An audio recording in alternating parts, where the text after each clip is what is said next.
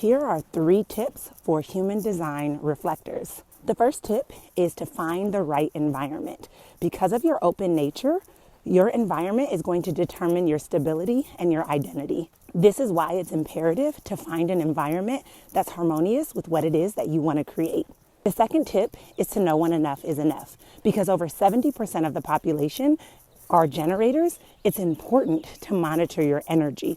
Because of your open nature, when you're around generators a lot, you can become conditioned by them or programmed to believe that you must operate like them. And because you don't have stable energy, this becomes exhausting and so taxing on your body. So be intentional about knowing when enough is enough and schedule solo time and rest time to really be able to take care and protect your energy. Anything that helps you to ground into the present moment will help you to create more security and stability. So this could look like gardening, this could look like meditation, yoga, or mindfulness, and it could even look like going on a walk.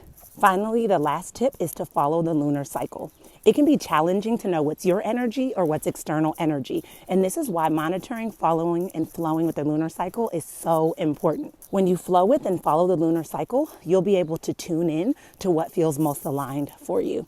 If you are interested in learning more about your unique human design type and how you can make it applicable in your life and transform your life, I invite you to schedule a breakthrough human design reading.